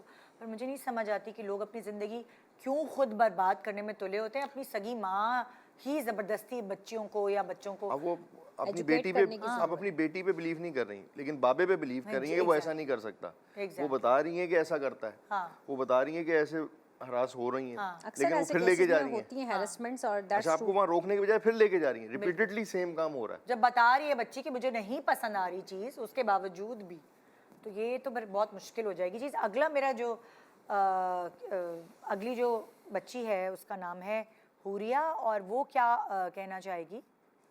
अस्सलाम वालेकुम। जी हुरिया। मैं सेकेंड ईयर की स्टूडेंट हूँ और मुझे अपनी पढ़ाई के लिए बहुत अच्छे कोचिंग की तलाश थी। मुझे काफ़ी लोगों ने बोला कि इस कोचिंग में जाओ और यहाँ के सर बहुत अच्छे हैं, गर्ल्स और बॉयज़ सेपरेट पढ़ते हैं। इस बात से मैं और ज़्यादा मुतासिर हुई कि गर्ल्स और बॉयज़ अलग अलग पढ़ते हैं, तो मैं अच्छी तरह अपनी पढ़ाई पे कॉन्फिडेंट कर सकूँगी। फिर मैं वहाँ पर गई, मैंने एडमिशन वगैरह लिया। 1-2 दिन हुए, मुझे वहाँ के सर बहुत ज़्यादा फ्रैंक लगे। पहले तो मुझे समझ नहीं आया उनका इस तरह मुझसे बात करना, मेरे करीब आना। मैं समझती थी कि शायद मुझे अच्छी तरह पढ़ा रहे हैं, शायद इसलिए मेरे साथ इस तरह कर रहे हैं। फिर वक्त गुज़रता गया, मेरे पेपर्स करीब आए। उन्होंने मुझसे कहा कि तुम ज़्यादा से ज़्यादा अपनी पढ़ाई पे कॉन्फ्रेंस करो, जितना हो सके उतना पढ़ो और रोज़ कोचिंग आओ। फिर उन्होंने मुझसे कहा कि आप संडे वाले दिन भी आओ कोचिंग, मैं आपको ज़्यादा से ज़्यादा टाइम दूँगा ताकि आपके पेपर्स अच्छे हों और आप अपने पेपर्स में पास हो सको। मैं वहाँ गई तो मैं अकेली, उन्होंने मुझे क्लास दी। मुझे पहले बात समझ नहीं आई कि उन्होंने बाकी सब लड़कियों को ऑफ दिया और सिर्फ मुझे ही बुलाया। जब मैं वहाँ गई तो उन्होंने मैथ समझाने के बहाने मेरे करीब आने की कोशिश करी। मुझे ये बात बहुत इरिटेट करने लगी कि आप वो मेरे इतने करीब आ रहे हैं और मुझे समझ नहीं आ रहा कि मैं क्या करूँ। मैंने उनसे कहा कि सर आप मुझसे पीछे हुए और पीछे होके मुझे समझाएं, मैं फिर भी पढ़ लूँगी। उन्होंने मुझसे कहा नहीं, तुम अगर इस तरह करोगी तो तुम पास नहीं हो सकोगी, मैं तुम्हें फ़ेल करवा दूँगा, मैं पेपर्स रुकवा दूँगा तुम्हारे। फिर मैंने उनसे उनकी बात मुझे वो बहुत मतलब डिस्टर्ब करने लगे मुझे ना। मैं काफ़ी टाइम गुजरा, फिर मैं अपने घर में भी ना सबसे बातचीत करना मेरी बंद हो गई। कहीं आती नहीं थी, कहीं जाती नहीं थी, बस अकेले कमरे में ख़ुद को बंद करके रखती थी। फिर एक दिन ऐसा हुआ कि उन्होंने मुझे मेरे बहुत करीब आया, उन्होंने मेरा हाथ पकड़ा और मुझे अपने करीब किया। मैं एकदम से घबरा गई और मैं रोने लगी। मैंने कहा मुझे घर जाना है मेरे। उन्होंने मुझसे कहा कि नहीं तुम रुको, मैं अभी तुम्हारा ऑफ़ नहीं हुआ, तो मैं अभी तुम्हें और मैथ समझाऊँगा, तुम रुक जाओ। मैंने उनसे कहा कि नहीं मुझे मेरे घर जाना है और मैं अपना बैग उठाकर वापसी अपने घर आ गई। जब मैं घर पर आई तो मैंने अपनी किसी से भी कुछ भी नहीं बोला, ख़ुद को अपने कमरे में पूरा दिन बंद कर दिया। फिर रात में जब मम्मा मेरे पास आए, उन्होंने मुझसे कहा कि क्या हुआ, तुम पूरा दिन अपने आप को इतना बंद करके रखा हुआ है, ना तुम कुछ खा रही हो ना कुछ पी रही हो, मुझे बताओ क्या हुआ। फिर मैंने उन पे मतलब अपनी मम्मा पे भरोसा करके उनको सब कुछ बताया कि ऐसे ऐसे काफ़ी टाइम से मुझे ना अरेस्ट कर रहे हैं और मतलब मैं अगर उनको अवॉइड करती हूँ तो मेरे और करीब आने की कोशिश करते हैं, मुझे धमकियाँ देते हैं कि अगर तुमने किसी को कुछ बोला तो मैं तुम्हें फ़ेल करवा दूँगा, तुम्हारे पेपर्स रुकवा दूँगा। फिर अगले दिन मम्मा ने मुझे मेरा हाथ पकड़ा और मुझे वहाँ लेकर गई उसी टाइमिंग पे जहाँ जब सब होते हैं, सारी गर्ल्स वगैरह सब होती हैं। वहाँ पर मुझे लेकर गई। उन्होंने उन सर को सबके सामने ये बोला कि आज के बाद मेरी बेटी तुम्हारे पास नहीं आएगी और तुम जैसे इंसान ही होते हैं जो बच्चियों को ब्लैकमेल करके उनसे ये सब करते हैं। मैं तो उस चीज़ से बच गई, लेकिन आज भी बहुत सारी लड़कियाँ हैं जो वहाँ पर इसी उसमें रहें कि मेरे पेपर्स किसी तरह पास हो जाएं और मैं अच्छे नंबरों से पास होकर आगे बढ़ जाऊँ।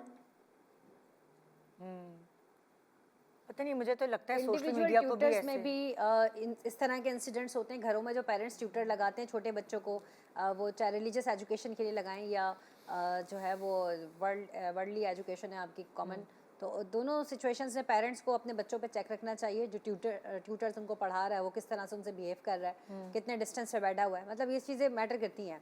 एंड समहाउ ये चीज़ें जब इग्नोर हो जाती हैं, कर देते हैं लोग, तो फिर उसके बाद इस तरह के क्राइसिस या इश्यूज इंसिडेंट सामने आते हैं। अब ये वो बच्चियाँ हैं जिन्होंने अपने पेरेंट्स को बताया और ये सारी चीज़ें, लेकिन बहुत सारी ऐसी बच्चियाँ जो इस डर से नहीं बताती कि हमें एजुकेशन से महरूम कर दिया जाएगा।